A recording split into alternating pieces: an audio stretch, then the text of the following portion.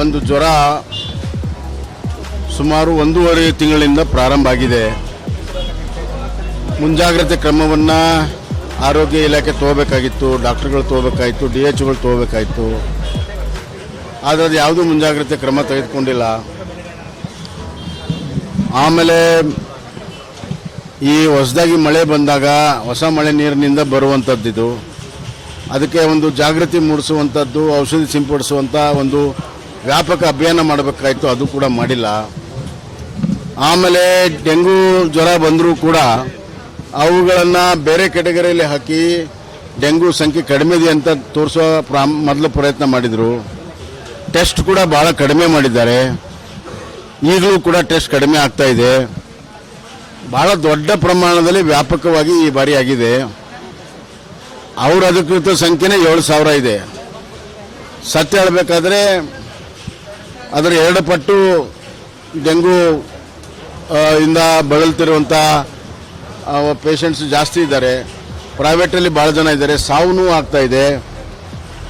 ಕೇವಲ ಆರೋಗ್ಯ ಇಲಾಖೆ ಮಂತ್ರಿಗಳು ಬರೀ ಒಂದು ಸಭೆಯನ್ನು ಮಾಡಿ ಎಲ್ಲವೂ ಸರಿಯಾಗುತ್ತೆ ಅನ್ನುವಂಥ ಭಾವನೆಯಲ್ಲಿದ್ದಾರೆ. ಅದಕ್ಕೆ ಸಂಬಂಧಪಟ್ಟಂಥ ಔಷಧಿ ಕೊಡಬೇಕು, ಫಸ್ಟ್ ಟೆಸ್ಟ್ ಮಾಡಬೇಕು, ಟ್ರೀಟ್ಮೆಂಟ್ ಮಾಡಬೇಕು, ಆಮೇಲೆ ಔಷಧಿ ಕೊಡಬೇಕು. ಜಿಲ್ಲಾ ಆಸ್ಪತ್ರೆಗಳಲ್ಲಿ ಯಾವುದೇ ರೀತಿಯ ಈ ವ್ಯವಸ್ಥೆ ಇಲ್ಲ. ತಾಲೂಕು ಆಸ್ಪತ್ರೆಯಲ್ಲಂತೂ ಕೇಳೋರಿಲ್ಲ. ಒಟ್ಟಾರೆ ಡೆಂಗು ಫೀವರನ್ನು ಎದುರಿಸಲು ಈ ಸರ್ಕಾರ ವಿಫಲವಾಗಿದೆ. ಸಾರ್ವಜನಿಕರು, ಬಡವರು ಇದರಿಂದ ಭಾಳಷ್ಟು ಸಾವು ನೋವುಗಳಾಗಿದೆ. ಇದು ಅತ್ಯಂತ ಒಂದು ಚಿಂತಾಜನಕವಾಗಿರುವಂಥ ಒಂದು ಪರಿಸ್ಥಿತಿ.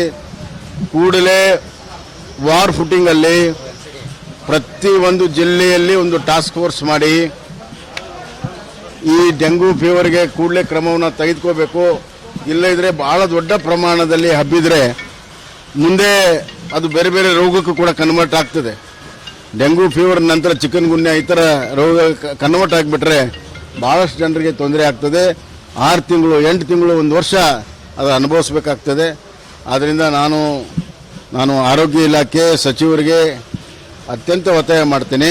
ಇದನ್ನು ವಾರ್ ಫುಟಿಂಗಲ್ಲಿ ತೆಗೆದುಕೊಂಡು ಎಲ್ಲ ಜಿಲ್ಲೆಯಲ್ಲಿ ಏನೇನು ನಡೀತಾ ಇದೆ ಅದನ್ನು ಗಮನಿಸಿ ಅಧಿಕಾರಿಗಳಿಗೆ ಸೂಚನೆಯನ್ನು ಕೊಟ್ಟು, ಡಾಕ್ಟರ್ಗಳಿಗೆ ಸೂಚನೆಯನ್ನು ಕೊಟ್ಟು, ಔಷಧಿಯನ್ನು, ಟೆಸ್ಟಿಂಗನ್ನು ಮತ್ತು ಚುಚ್ಚುಮದ್ದುಗಳನ್ನು ದೊಡ್ಡ ಪ್ರಮಾಣದಲ್ಲಿ ಸಪ್ಲೈ ಮಾಡೋದಕ್ಕೆ ಎಮರ್ಜೆನ್ಸಿ ಅಂತ ತಿಳ್ಕೊಂಡು ಕೆಲಸವನ್ನು ಮಾಡಬೇಕು.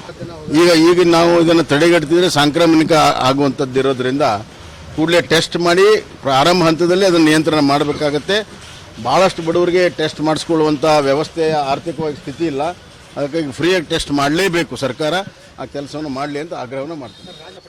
7 ಅಲ್ಲಪ್ಪ, ಜಾಸ್ತಿ ಇದ್ದಾರೆ.